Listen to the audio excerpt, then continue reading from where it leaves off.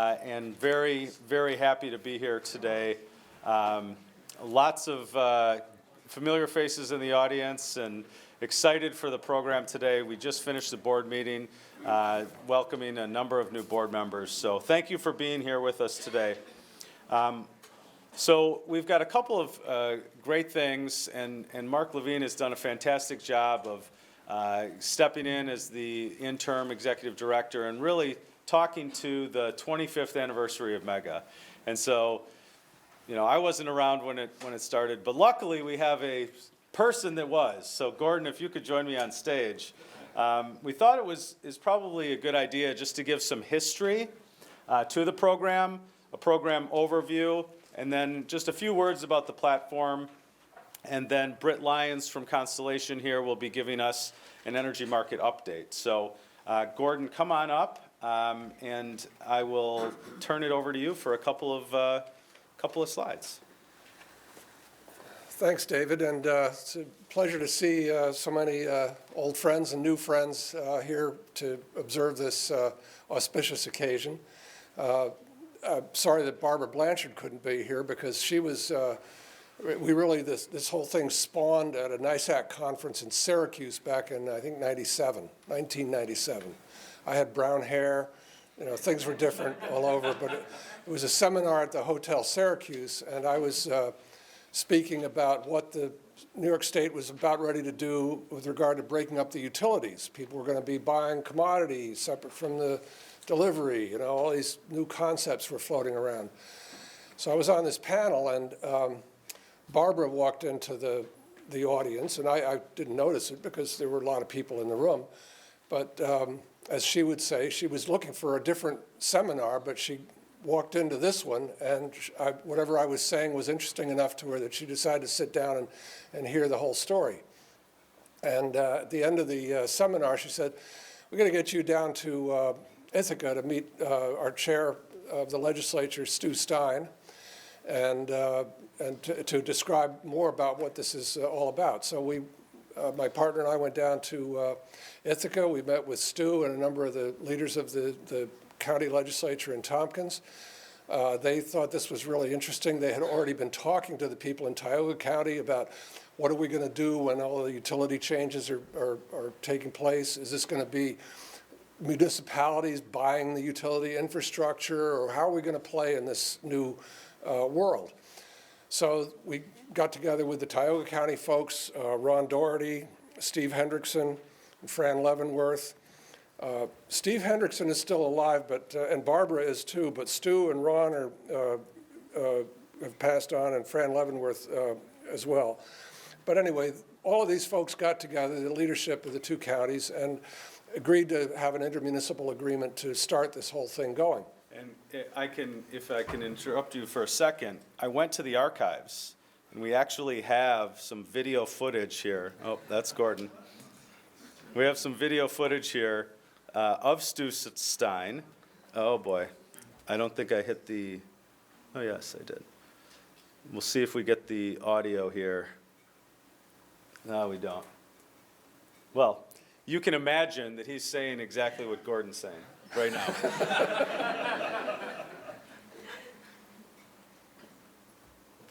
Now, another step that we took is this two-county coalition went to the utility, which was NYSEG, and said, hey, we'd like to do a pilot program to prove out municipalities buying energy for their facilities. And NYSEG said, no, we've already gotten an order from the PSC. We've got pilot programs going in Norwich and Lockport, and that's it. We're not going to do any more. So I had worked in the state legislature for 13 years, and the guy I got to know a little bit there, I really enjoyed a lot, was Lou Thompson, who had been the counsel to Ned Regan when Ned Regan was the state controller. And although I worked for Democrats and he worked for Republicans, we got to be very good friends. He had a terrific sense of humor. We just had a lot of fun together. And he was then, at that time, Deputy Secretary to Governor Pataki, in charge of energy, environment, and such matters. So I got an appointment to see Lou and his assistant, Mary Ann Gridley. Barbara and I went in there. I think Stu was with us. The office was filled with tobacco smoke because they smoked. That's how long ago this was. And Lou said, well, what you're telling me is exactly what we want to see happen. I'll see if I can talk to the Public Service Commission. So independent agency though it was, we got an order out of the Public Service Commission about 2 months later saying they got to do a pilot project with the Tompkins Tioga Electric and Gas Alliance, and the only thing they added to it that we hadn't asked for was they wanted us to include low-income residential customers. With the see, the reaction was fantastic, and so the two counties put out the word to all of their low-income folks who were on different programs, aid to families, property tax exemptions for the elderly, and so on. And we got mailings out to all of them. It was almost like community choice, but not quite. But about 1,000 people signed up, in addition to the county facilities anyway. We put the bid out, and you know, the rest is history. But anyway, that's how it started. The people that got this going had, I think, a great vision for what could be as a result of municipalities doing things on their own.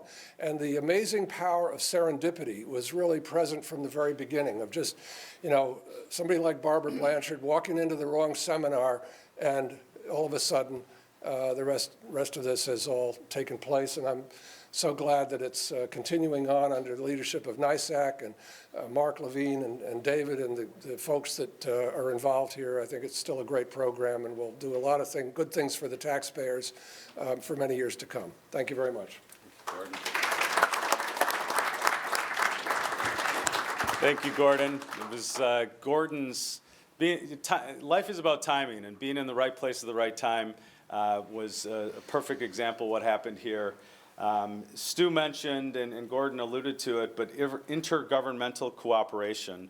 And that was back in the late 90s, and now you can look at the shared services model and see some similarities there, certainly ahead of its time. This is Gordon back when he had brown hair. You can't really see because the lighting isn't great, but certainly you can tell from the slides there. I'm glad we have PowerPoint today, because I think those were manual slides back then in the late 90s.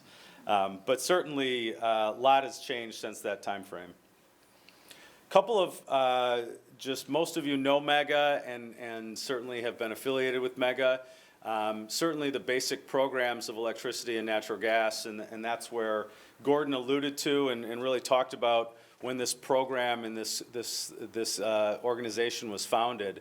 Now there's renewables, and OMI is here from Gravity. Certainly the hydro, and we had solar opportunities for a while, continuing to look at other solar opportunities in the future. Demand response, compressed natural gas, and then community choice aggregation all kind of fall under the MEGA platform. So, you know, this is all of your organization. We are the stewards of it, and as Gordon mentioned, the people that started it, you know, we stand on the shoulders of those that came before us, and we're going to continue to operate the organization as best we can in the future.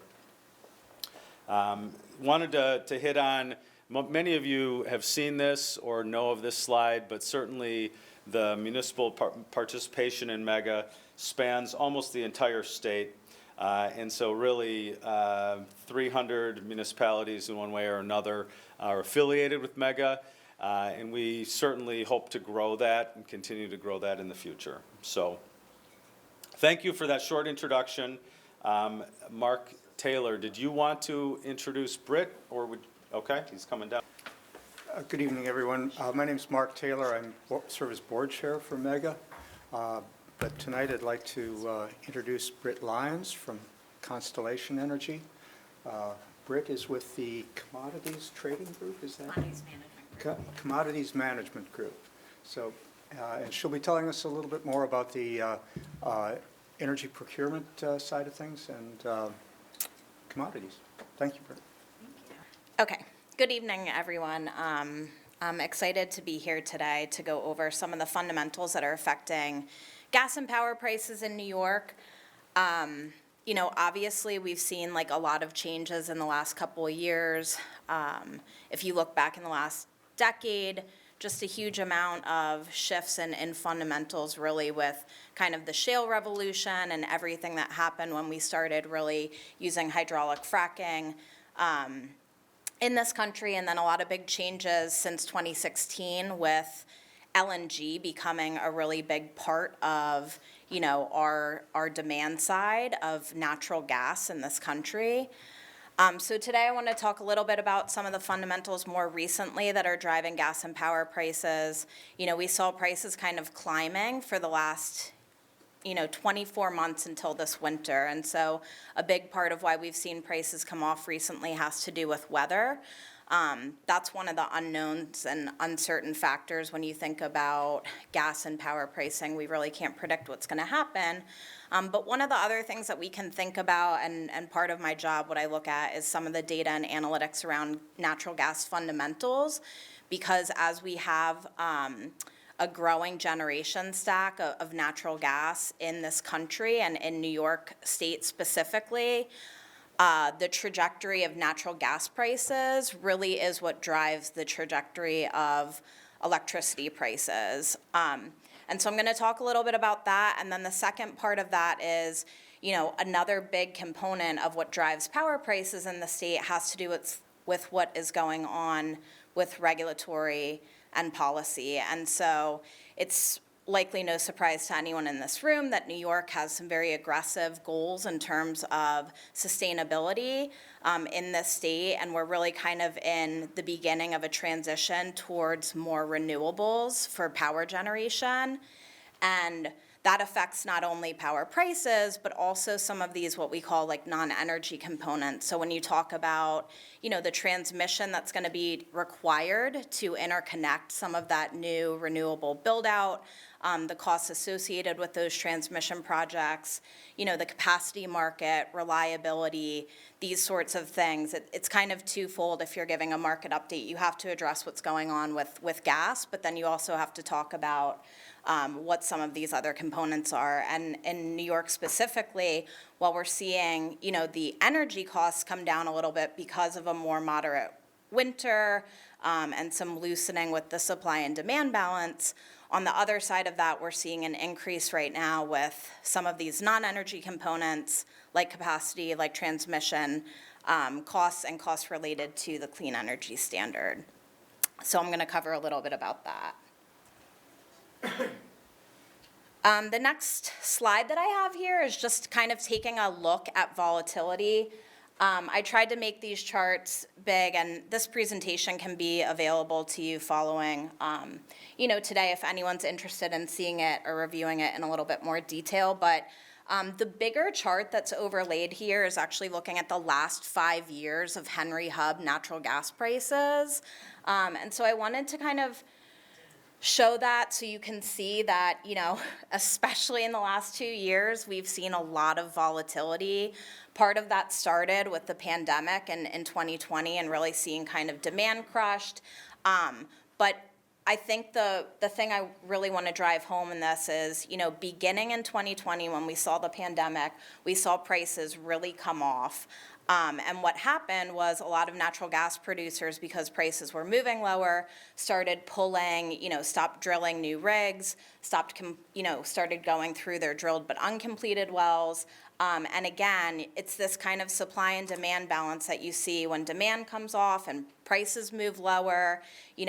Producers respond to that because ultimately they need to cover their costs and they're trying to make money. And so again, you can see kind of a shift in the volatility. Another big factor here, like I mentioned, is the fact that we now are exporting LNG, which prior to 2016, we did not do in this country.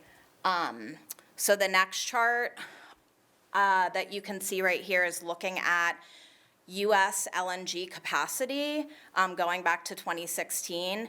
This is, to put this in perspective, today we produce in this country about 100 BCF a day of natural gas. Right now we have the capacity to export about 14 BCF a day. In the next couple of years, we're expecting to grow that to be 20 BCF a day of capacity. So that's 20% of our daily production is going to be available to be exported outside of this country. And then when we look out towards 2030, like these numbers grow even more.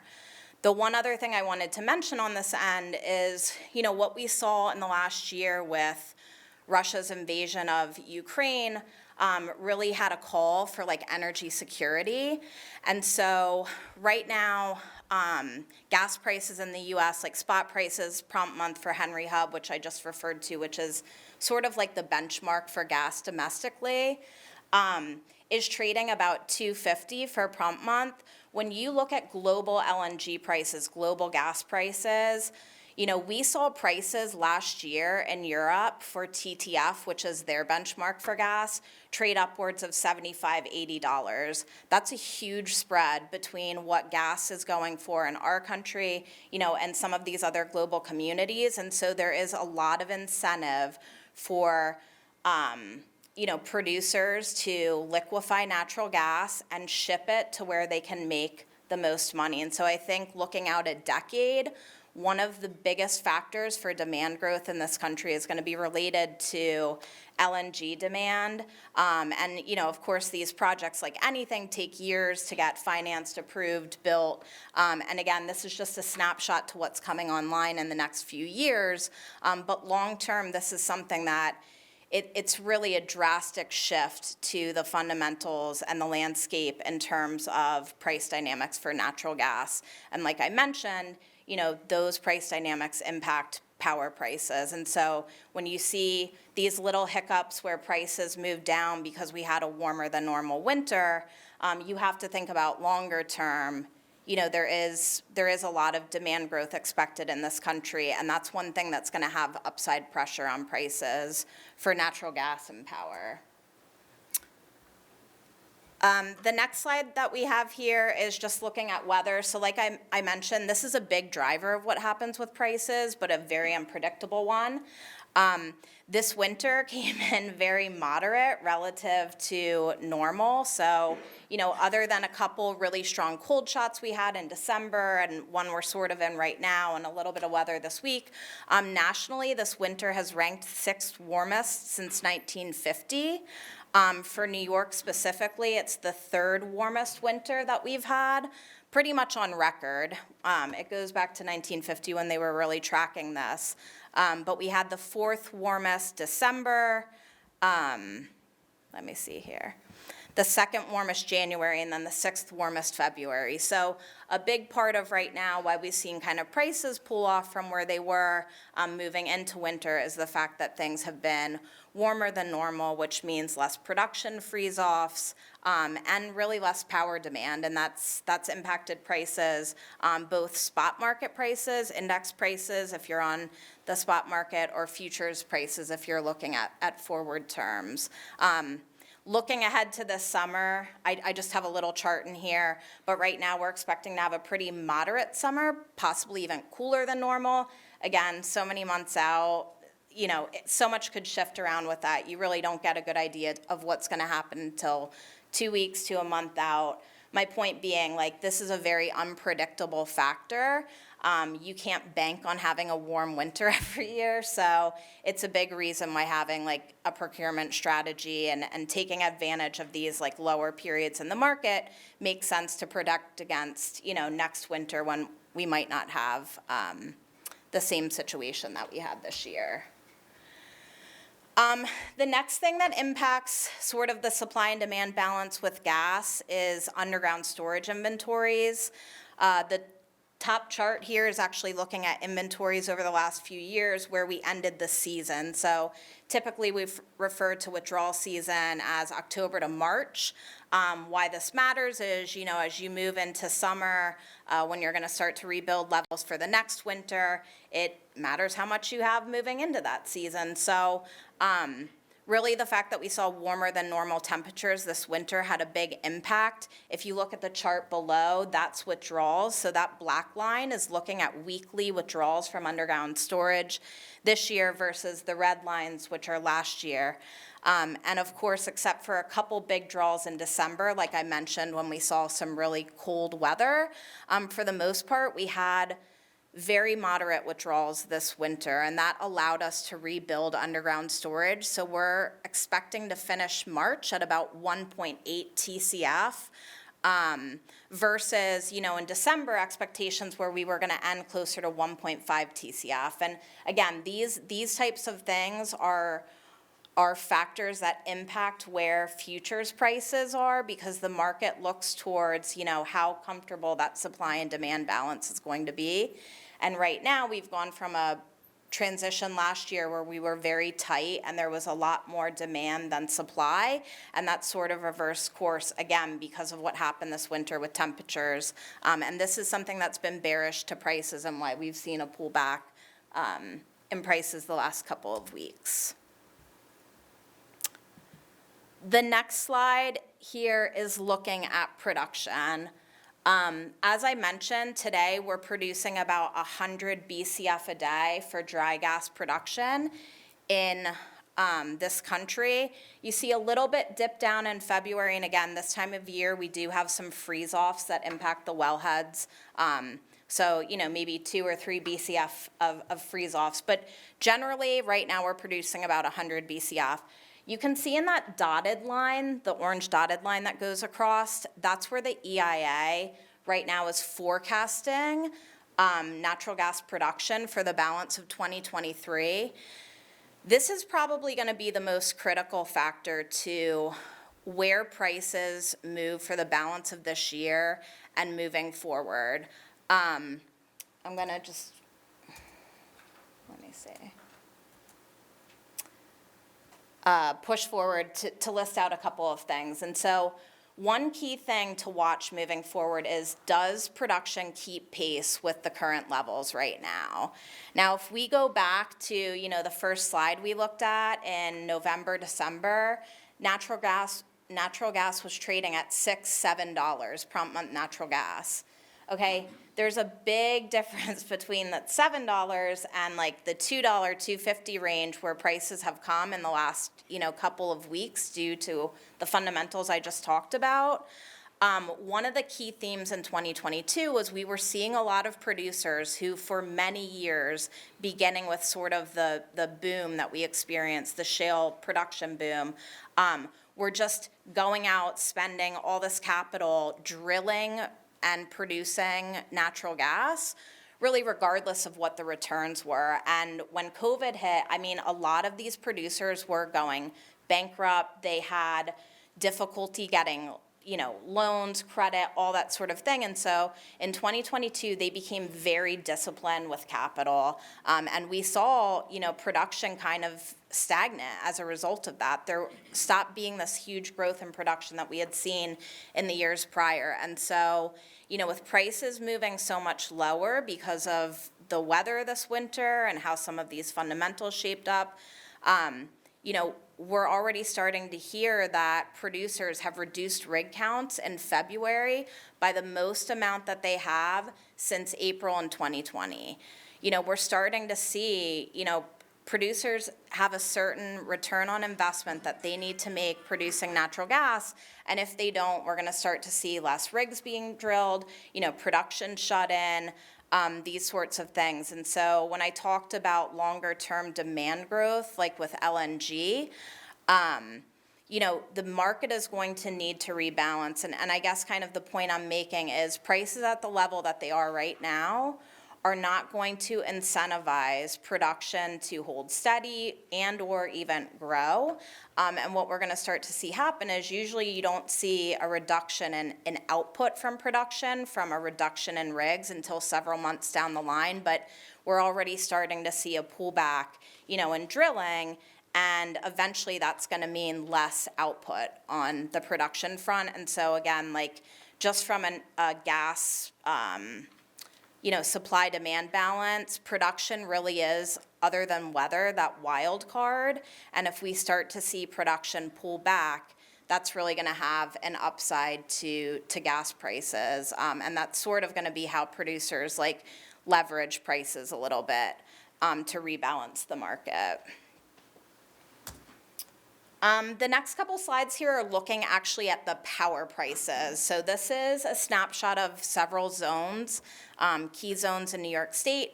I have zones A, G, F, and J here. This is looking at index prices for the last year. And again, I just want to kind of reiterate that volatility, right? So if you're just out on an index price, riding kind of whatever the market delivers you, there's a lot of volatility, and a lot of that is weather driven. A lot of that's driven by the fundamentals that I talked about. But if you look at, index prices for 2022 versus year ago, so 2021, or the 5-year and 10-year average, we had prices last year that were like double what they have been. Like for 10 years, for 5 years, for the year prior. Again, a lot of that driven by the fact that we were seeing the strong demand growth and production was slow to keep pace. And so, again, the purpose of really driving this home is if we see that sort of scenario replay, which is very likely with prices suppressed to the levels they are right now, we're going to start to see prices move higher to incentivize that production to show up.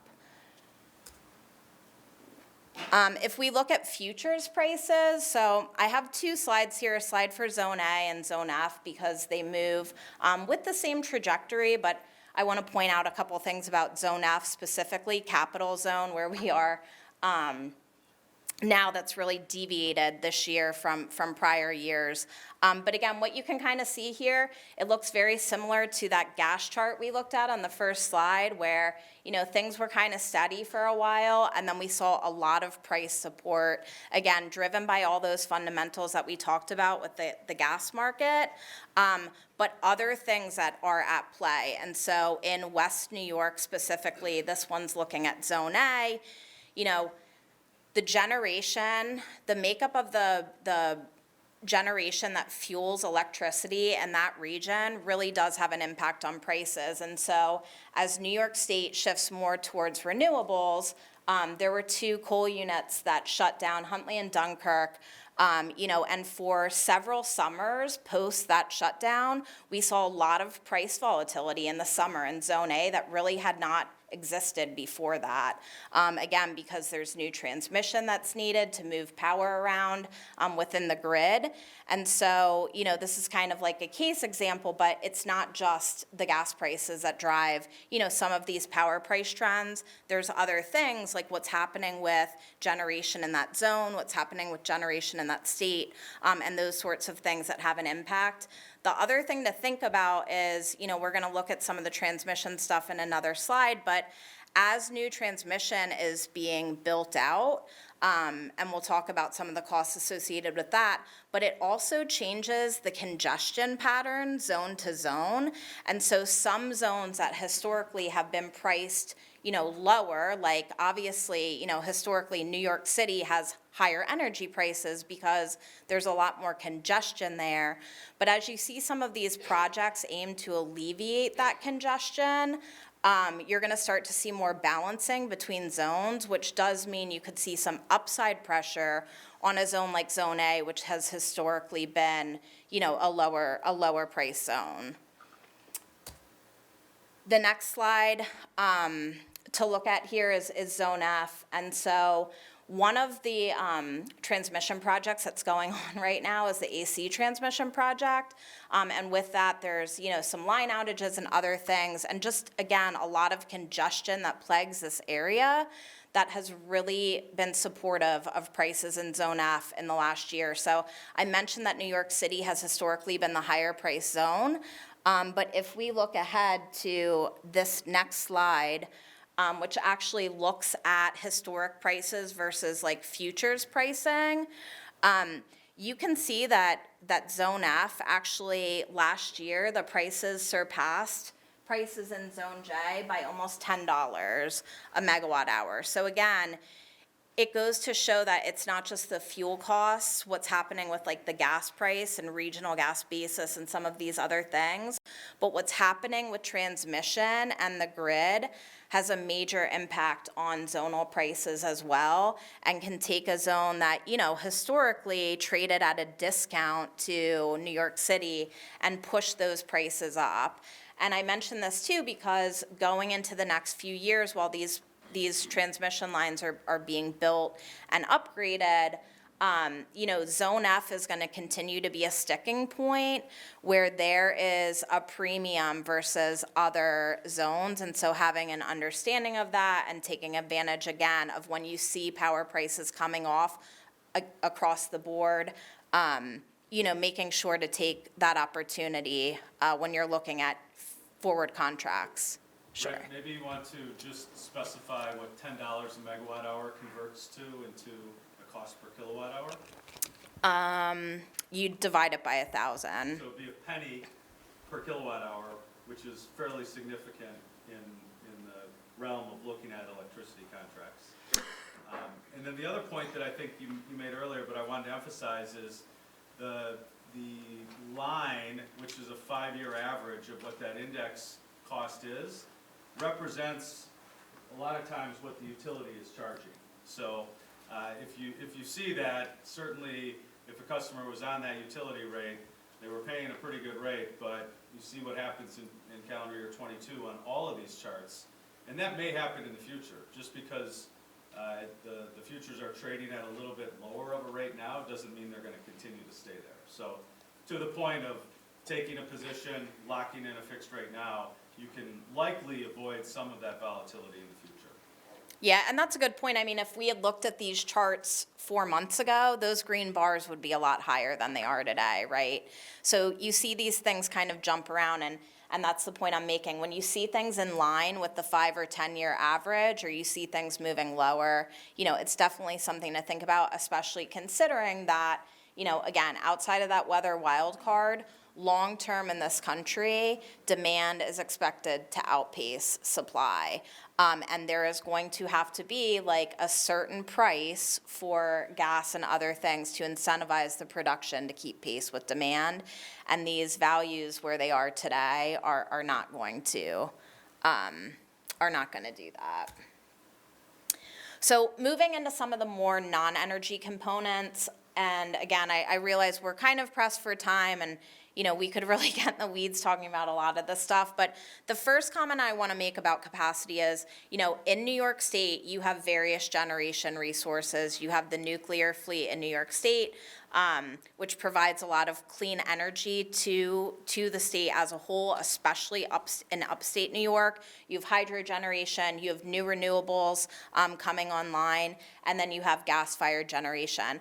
All of these units need to cover their operating costs, and so just to kind of like explain what sets the marginal price for power is, it's the basically like in a period of constraint, if you need to bring like oil online or use more gas resources, like that's what's going to end up, the highest price is what's going to set the marginal price. As you see fuel costs moving down, where gas is getting like, sub $3 into $2, units still need to cover their costs to operate. And so typically you see the capacity market and the energy market moving kind of in opposite directions of one another. When these units can recover their costs through higher energy prices, it presses the capacity market prices down. And that's what you can see if you look in, the chart for New York City, for rest of state, which is all of the rest of New York, what kind of happened in the last year when power prices were a lot higher, capacity prices came off.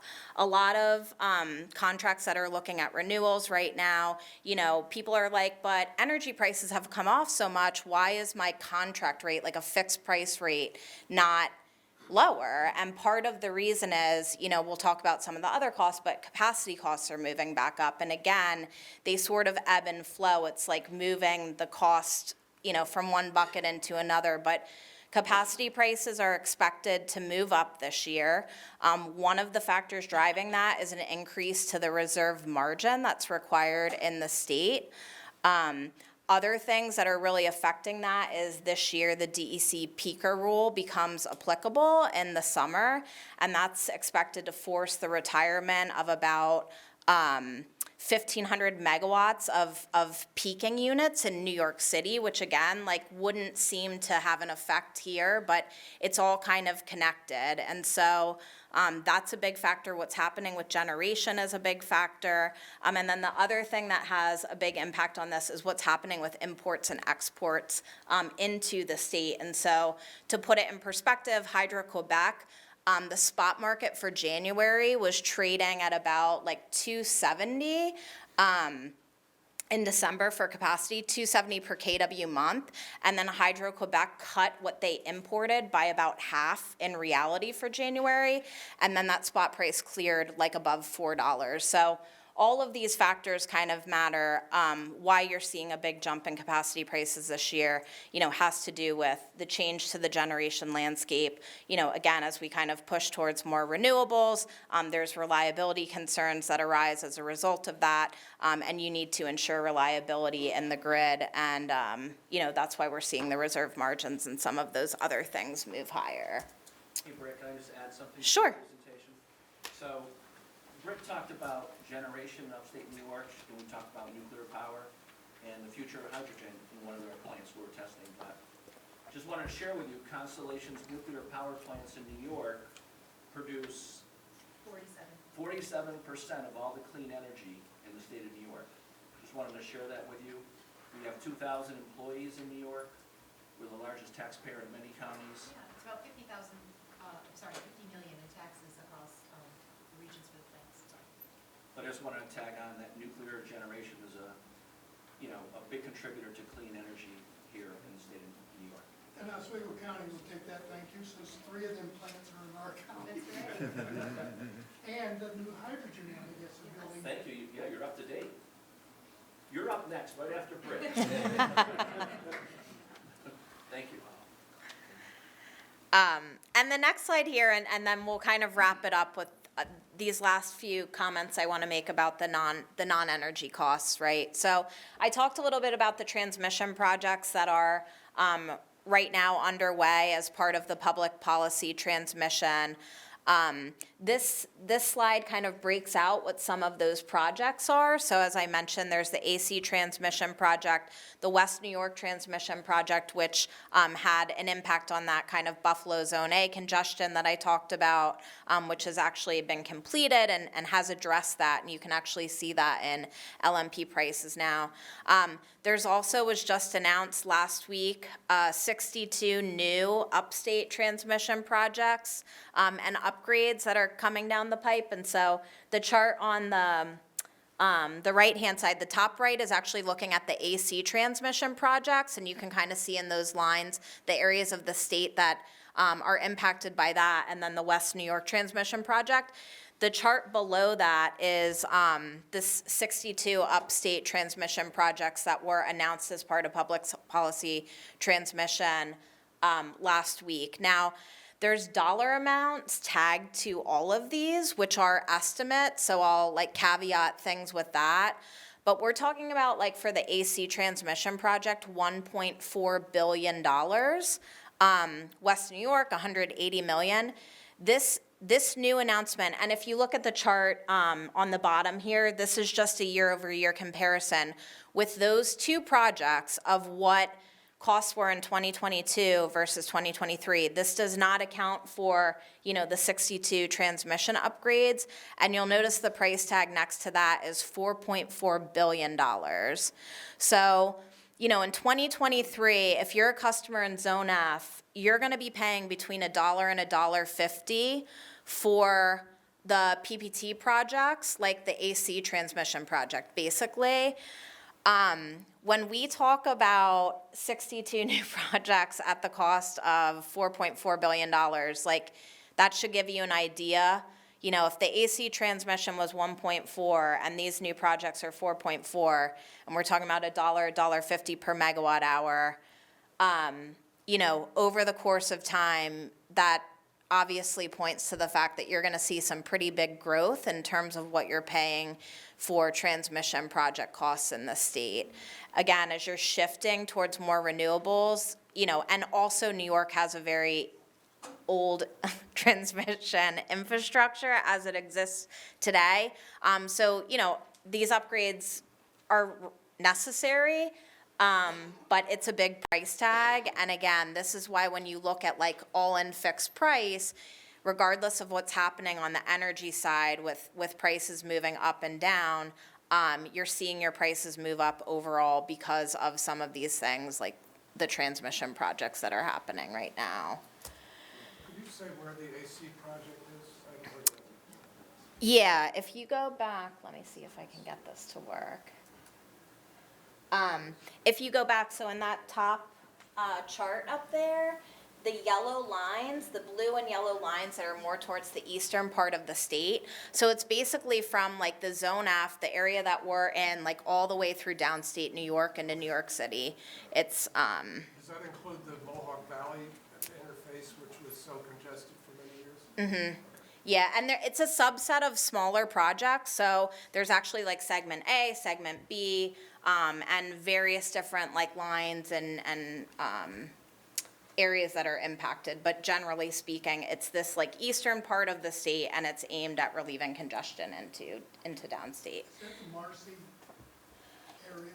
No, this is, I think this is, I think she just said was that it's sort of Mohawk Valley Capital Region and coming down to Hudson Valley. Marcy is from Utica area. And some of the project work does impact like the Marcy like area 2, the Marcy line. I don't have, a reference point with me, but I can get that information back to you. Those plants could run at better capacity if that was corrected in Marcy. No? Yes? I'm sorry, what was that? That those 3 plants could run at better consistent capacity if that was corrected at the Marcy area. If they just don't have the capacity to take what they put out. That's a very likely possibility. Again, like I could get more information from like our transmission team on the exact like mechanics around that. But generally speaking, like that's what these projects are aimed at. And again, going back to kind of address what happened in Buffalo and Huntley and Dunkirk, you have all this hydropower coming in. So people are like, why are prices so high? Like there's plenty, it's like, can you step down that generation to the voltage that is needed to like disperse it to the areas it needs to be? So again, that's what these projects are aimed at. So what you're saying makes sense. I just unfortunately can't confirm it without getting a little more information. The last slide that I have here is looking at actually the last 2 slides, the New York Clean Energy Standard. So again, I've talked about this. The state has a very aggressive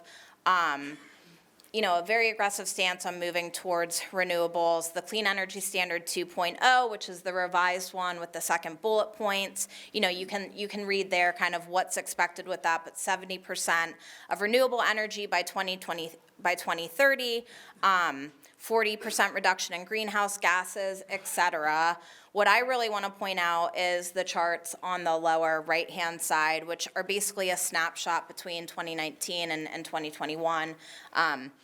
If we looked at this today, like I use 2021 because if we looked at this today because of energy prices moving higher, it kind of offsets the growth that we saw in these non-energy components. But again, these are new charges, both the Clean Energy Standard charges and the public policy transmission charges are charges that did not exist before these 2 programs came into play in recent years. And it does mean that costs are moving higher. And so in terms of the Clean Energy Standard, the couple of tiers, to consider are, Tier 1 and Tier 2 RECs, what those costs are. We did see Tier 1 RECs move down a little bit this year, at least the ACP. And right now this program is kind of being looked at overall. But again, this is like a new cost that consumers have to pay for this Clean Energy Standard, which is basically being implemented in order to incentivize growth in renewables and the addition of new kind of RECs in the state. ZECs, again, that's for the nuclear facilities. For 2023, the ZEC estimate is in like the $3.30 range.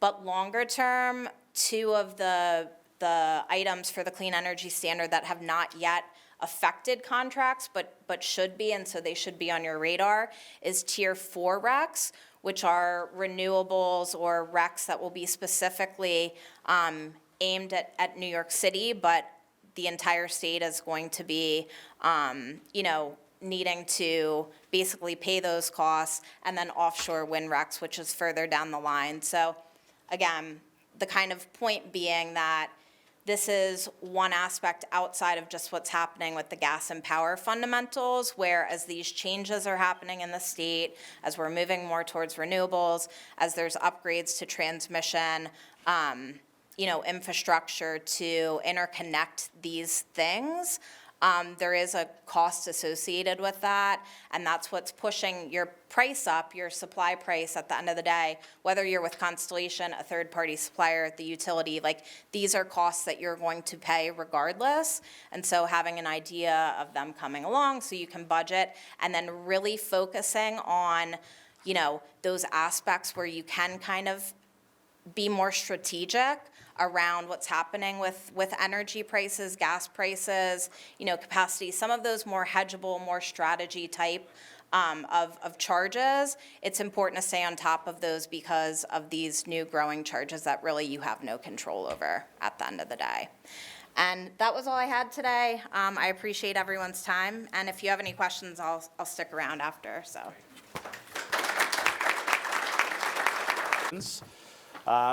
As the next part of our program, I want to introduce this esteemed panel. We tried to get, and we did get, representatives from the supply side, not only on electricity with Dan Murphy, natural gas with John Belgivini, but also renewables with Omai Elphick. So, and then also a buyer or a former buyer with Karen. So, Dan, maybe we'll start with you. Just a quick introduction, name, title, and where your company fits and where you fit within the mega value chain. Okay. Testing. It's working. Dan Murphy, Constellation Energy. I've been involved in the energy business for going on 30 years now, believe it or not. Unbelievable. But first, I want to thank Britt Lyons for that presentation you saw a little bit earlier. And if you as you're trying to digest everything she went through, really my job is to digest that for you. So I take all of that information, we educate ourselves on this each day, and then you as our customers, we're breaking it down to make sense for you. How is this going to hit my budget this year, next year, long term? And then trying to figure out what energy product, the predominant part of my job is what energy product to put you in to help you hit budget and manage the risk of these escalating costs.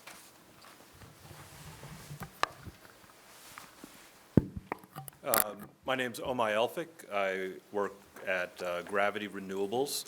We've been a partner with Mega since 2014. We develop and reinvest in small hydro facilities in your neighborhood. There are hundreds and hundreds of these facilities in New York. They are the original renewable energy. If you drive along the interstate from Plattsburgh to Albany and over to Syracuse and back up to Watertown, every single sign that you drive by has the name of a small hydro facility or a town or village that's there because of the hydro resource. So what Gravity has been doing over the last decade is partnering with institutions and municipalities to bring reinvestment to those ailing older plants, some of which are over 100 years old. And I can say, we'll talk about more of this, but really proud of the work that we've done with Mega and some of its members to revitalize this valuable resource and bring tremendous savings to those communities. So thank you. Thanks, Omai. That's interesting with one of the things that Britt talked about in terms of the additional capacity and transmission costs that all customers are going to be levied. Some of that distributed generation behind the meter, hydro or solar, will continue to be solutions for customers in New York State in the future. So thank you for that. John?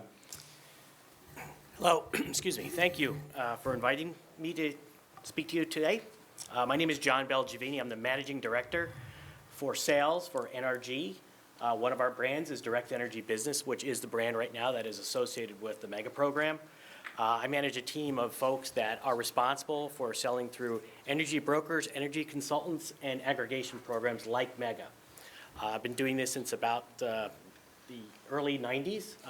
Been around in Albany counties for that entire time, and actually been involved in the Mega program in one way or another really since the very inception of it. So I look forward to taking your questions this afternoon. Thanks, John. Karen? My name is Karen Storm. I have 37 years plus of experience in the municipal, local government, and purchasing the natural gas and electric as well as other commodities. Great. Thank you. So format today, there will be some questions. Not every panelist will necessarily answer every question, but we will take some questions from the audience. So if you have anything specific you'd like to hear about, please make a note of it, and we will make sure to get to those questions. So I think the first one we'll start with, in seeing Britt's presentation and what the utility rates or index rates have done over the last 5 and 10 years, and then specifically over last year, what are some of the advantages of the Mega program for the end-use customer? So we can start maybe with Dan from a supplier perspective. What are the advantages that end-use customers see? Well, to back up just a minute, when you say the index rate, that's the market-based rate. That's what you get if you're still with the utility, which is something that we can also deliver also. But so when you come to it's just a common question. What is this compared to my national grid rate? And in one ways, I like to make sure people understand, this is a little bit of an apples and oranges comparison. You're comparing a market-based rate that you're going to pay whatever the market brings to you. So this is something 30 days after you've used that resource, you're going to now find out what it cost. And most municipalities, they don't do that with most anything they purchase. And so when you're comparing that index rate, you're comparing these historical numbers with the fixed prices are those numbers that we're going to fix for you going out into the future. And as you even noticed in today's presentation, there's a lot of new costs in the future that were not there in the past. So a common thing is to look at this and be like, geez, maybe I should just stay with the utility because those index rates were a bit lower than what those future fixed costs are. So it's good to make sure that you understand what is in each of those rates and that difference between that apples and orange, a market-based, whatever it is versus a fixed cost, going forward. So did I? Yeah, absolutely. John or Omai, any other advantages you want to speak to before going to the customer perspective? Sure. In the small hydro case, we remotely net metered these projects to our Mega member partners. And what's interesting there is that essentially you are establishing a direct connection with a generation source. And so when prices go up, as we've seen in some of those charts, the value of the electricity that we're delivering to you is increasing basically on a one-to-one basis. And so of the 7 communities that are getting generation from us, they've really, especially in the last year, experienced what amounts to their own hedge on the index rate or whatever fluctuations they see in the market. So it's just another tool, and I think that renewables in general, you hear a lot about how they cost extra and their other expenses. That can be true. In many of the projects that we've been involved in, the opposite has been true.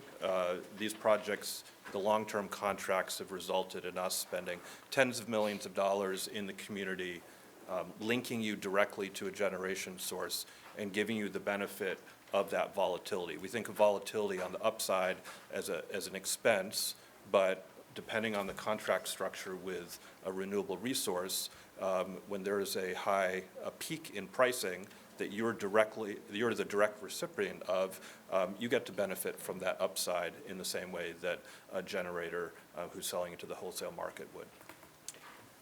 Yeah, I'd just like to comment on like 2 things when I think about the Mega program and how it's beneficial for suppliers. The first one is the scale of it and the consistency of it. As a supplier, bidding RFPs, government RFPs in particular, across many entities, that's very timely for us.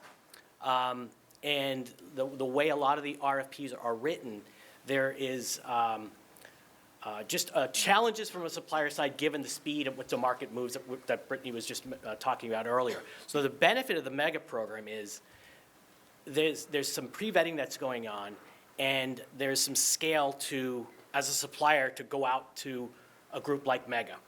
That helps immensely from our side of things, and that matters in the pricing you do get, because when we have to bid 300 individual municipalities versus, one basically program, there's scale in that, and I think that for us, it helps, and I think for customers, there's benefits as well. Thanks, John. So Karen, from a customer perspective, as a former county purchasing director and current procurement consultant, what are some of the benefits that you saw working with the MEGA program? Well, again, it gets back to exactly what everyone else on the panel here has said. You're able to piggyback off of a current contract that was already RFP'd by another local government here in New York State.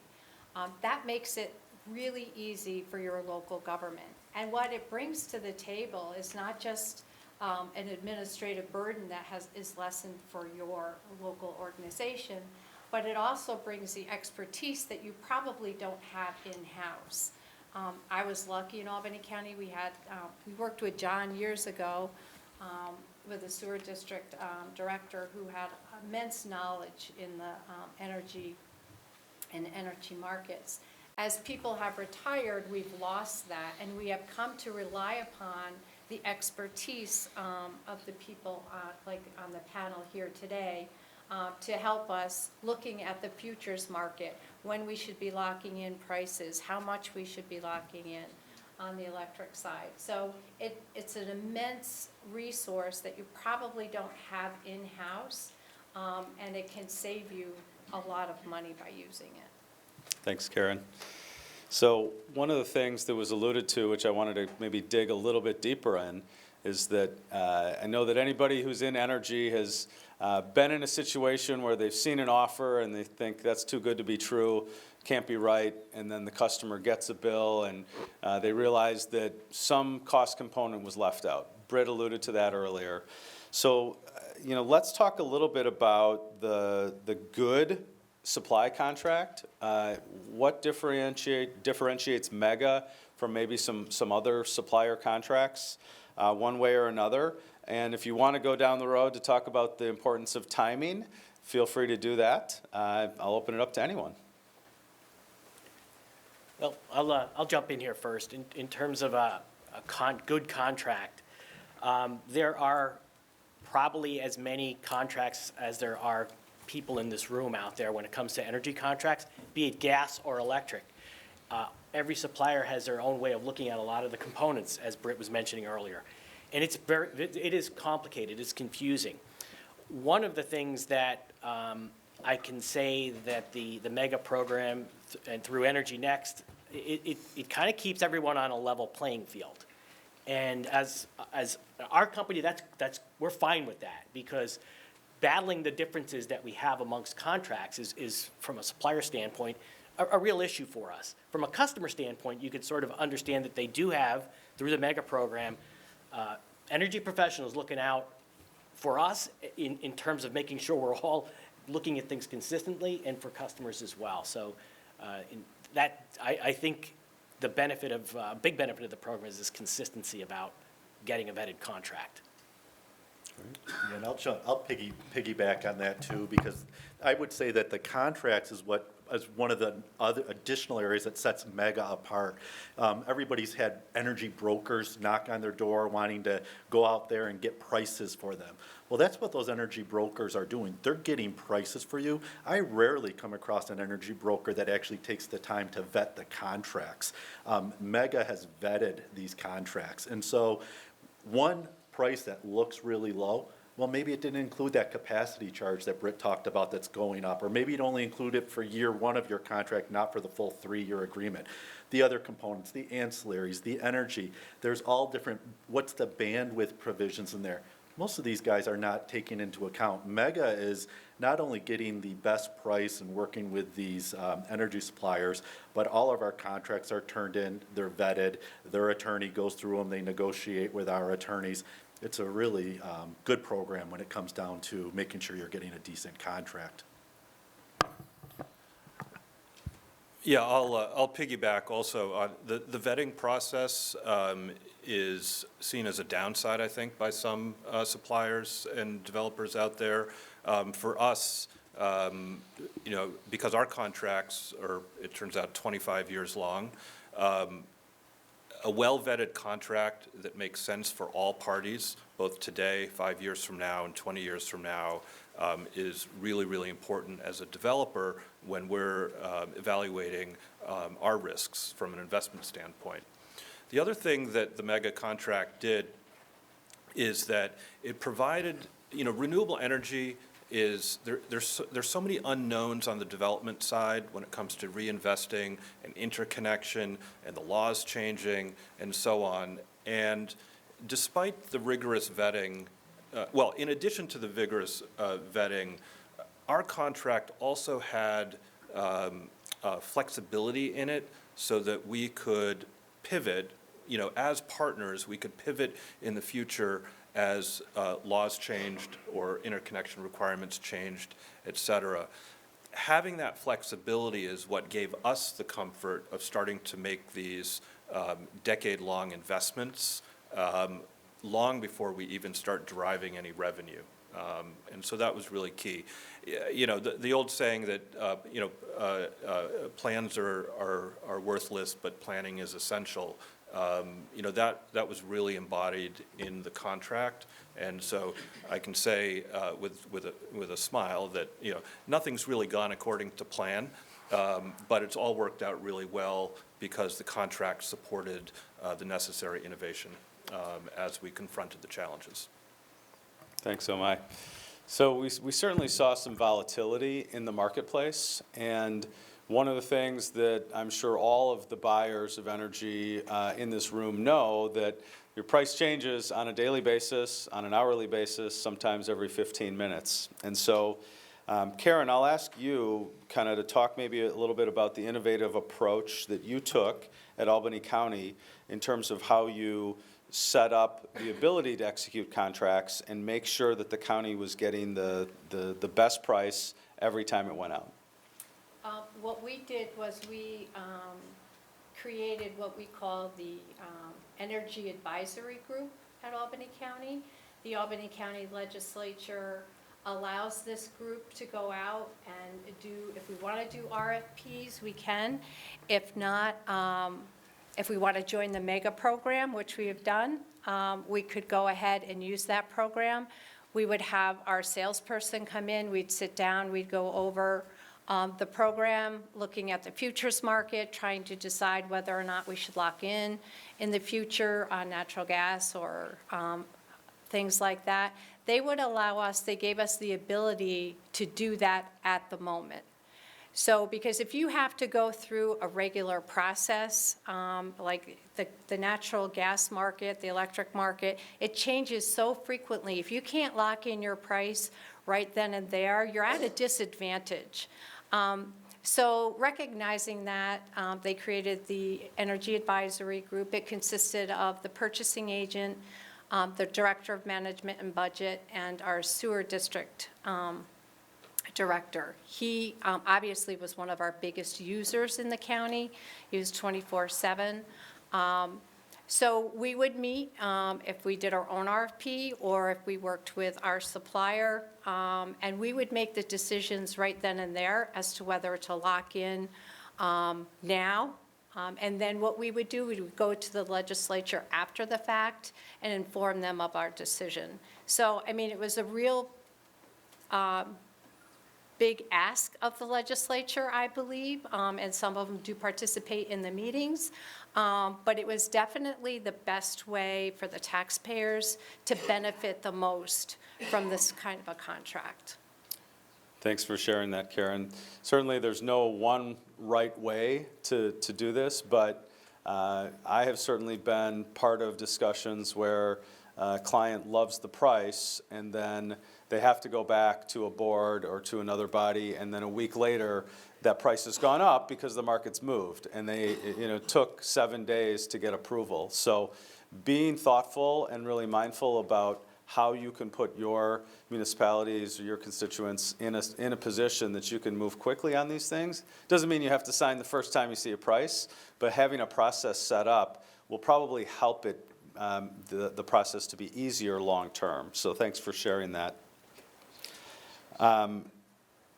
So speaking of signing contracts, I wanted to just play through this process, and then we can see if there's any questions from the audience after this question. But say a customer signed a contract outside of the MEGA program, and they were interested in rejoining MEGA or reevaluating MEGA. Is there a time frame that they would be subject to, or how would that work? John, maybe you want to start, and then go to Dan? Sure. As we've all heard, the energy market is dynamic, and people have contracts that they've put in place outside of the MEGA program. But one of the benefits of the MEGA program is that you can start at any point. We are under contract for a set specific period of time, and as long as we are within that period of time, you could get into the program and purchase natural gas, for example, from Direct Energy. So you don't have to wait until the end of a contract. You can really start at any point. It's really limited to a certain extent by how far out maybe your organization wants to hedge. But you could pretty much start at any point. No, just same thing on the electric side. Just because you have a contract that doesn't expire until December does not mean you shouldn't be talking to us now and looking to see what those extensions were. You might have a contract that doesn't expire until December of '24. It still is a good time to start looking at what's going on there. You get on my radar, and then I'm able to then track it for you. Hey, this just happened. There was a fire at this LNG station. Prices dropped. I know you don't have to do anything until 2024, but the forwards in 24, 25 have just dropped with that. It might be a good time you to look, and I'll shoot you off a price. So under the MEGA program, the way the bid worked, we just have to make sure your end date is October 2026. So you can start anytime, doesn't matter who you're with, and just we want to make sure we don't interfere with your existing contract, but as long as we end by 26. It's always start looking early, though. And some buyers may know this, but you certainly have options. If your contract goes out till the end of '24 and you wanted to just layer on 1 year, take out calendar year '25, you can do that. If you wanted to look at hedging 50% of your requirements for each month in calendar year '25, assuming you're a certain size, you can do that. You have those options through the program. So certainly, this is a program that was started by counties, and certainly the municipalities that participate in it now. We want to come up with solutions that really make sense for them on a one-by-one basis. So thank you for sharing that. So I'll open it up if there's any questions that we have. I do have some more questions, but I want to make sure that we get to questions in the audience. Go ahead, please. Into the future, and that is how a contract with a developer like Gravity can incentivize certain types of behavior in your counties. In the form of making investments that strengthen the tax base, or retaining jobs or adding jobs. There are all these benefits to, and not just our projects, but any renewable energy project, any construction project that's going to happen. The contracts that are negotiated by groups like MEGA can incentivize and also quantify some of those values. I think one of the things that we saw in a lot of the RFPs that we've participated over the last 10 years is that it often comes down to price. But there are a number of these soft values. What is the timeline vision for the owner-operator of the asset? Is it measured in months, meaning they plan on developing the project and then selling it in year 5 or year 7, and then who's the owner going to be after that? Gravity, we happen to be founded on a thesis that, we're developing projects and setting them up, and, somebody else will be sitting in my seat 20 years from now and 50 years from now, but it'll, we're buying and holding. And that's really important because these projects, they're not just generating revenue and savings for you, the customer off-taker, the buyer of the energy, but they're also doing things in your community and strengthening your infrastructure and your tax base, et cetera. So I'd like to see in the future, innovative groups like Mega thinking carefully about how future RFPs and future projects can be designed not just around meeting a particular price point and financial goal for the commodity that's being sold, but also how those projects can strengthen our communities. If you think about it, our first project with Tompkins County, Waterloo, that's in the city of Waterloo, that was built in 1906. And we've spent many millions of dollars revitalizing that plant over the last 8 years. And there's no reason that technology and that plant shouldn't be around for another 100 years, but only if the parties and the stakeholders involved in that project are well behaved for the next 100 years. If you set up a contract that incentivizes the owner-operator to operate it, like a cash cow business, run it into the ground, derive every penny out of it, then you're disincentivizing us in reinvesting along the way and making those discretionary investments that we can make to improve reliability and performance and longevity today, rather than deriving every penny out of it and hoping, we'll let the next owner deal with that. And I think that the contract structures that the communities and the municipalities set up can really strengthen that long-term resilience rather than just focusing on a quick financial return. Thank you. Karen, I'm not sure, or Dan, either of you want to comment anything on the renewable side, one way or another? Certainly, John, open to if anyone has anything. Well, on the renewable side, right now, the primary resource we have to fulfill, whether it's a company or municipalities, or renewable requirement, is we do have renewable energy credits, and they are mostly wind sourced, and they are what's called Green certified. So they're what the U.S. Green Building Council uses if you want LEED certification. So we do have those available. We have them available to all the mega load if they wanted it. It used to be a pretty popular program. As the price of those has gone up and the price of energy's gone up too, I have less communities electing to buy those at the same time. But we can adjust those so that they exactly match your consumption, so that you can then claim a carbon neutral in all your energy consumption. And that's our primary source. I'll just say likewise, we do have, even for natural gas, the ability for carbon offsets, verifiable, certified carbon offsets. It's somewhat of a, similar to renewable energy credits on the electric side with solar, but only for natural gas and those types of projects. But one thing I'll just add to this, the mega program, there's so much going on right now in the sustainability space. I mean, 25 years ago, we wouldn't have someone like Gravity Renewable on a podium. And I think what's happening right now with sustainability across all fronts is just so dynamic that, kind of a shameless pitch for the program, having a mega organization that can tap professionals in the business, whether it's us or anyone else in terms of other services, is just a really good thing. And I think it's really getting to be much more interesting, the whole energy business, when it comes to this part of it. Please. I have one more thought that just occurred to me, and that is that the laws and the tariffs really drive what types of renewable energies you as municipalities can access. And one puzzle, I guess this is sort of a challenge to us here, is how can we, instead of some of these larger small hydro facilities exporting out of state.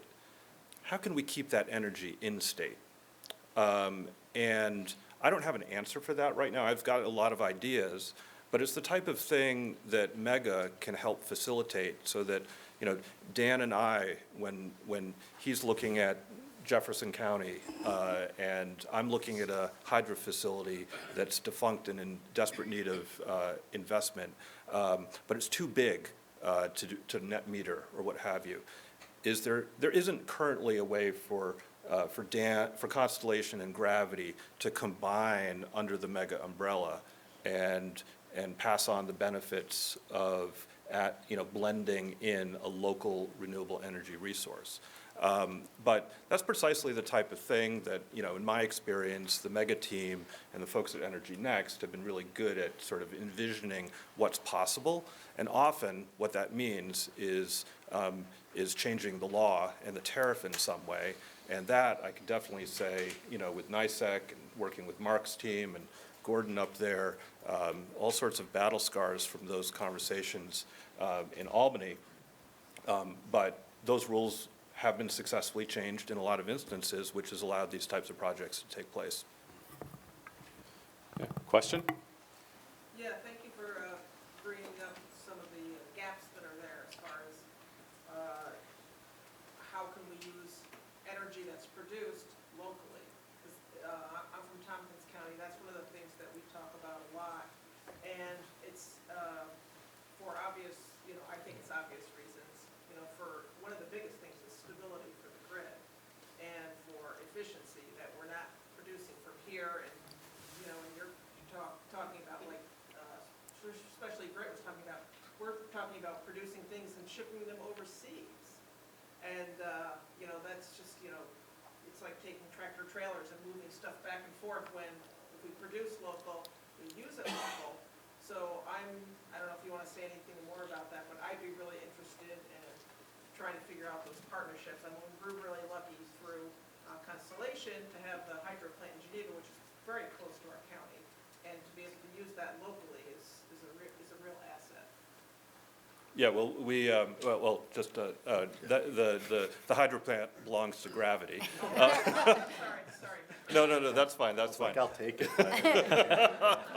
Yeah, well, We got the nuke plants up in Oswego. The carbon-free one. I think that, you know, there's been a lot of talk about community solar. Well, you know, the program's actually called, community distributed generation. So hydro plants are also eligible for that program. So the idea of, and much larger than the Waterloo project. So that's one way that we can start to bring some of those local resources that have literally been there in your communities for 100 years, and rather than shipping off out of state or into the wholesale market, keeping it local. That's one way. There are some problems with the current tariff that makes it more difficult for local existing hydro facilities to do that.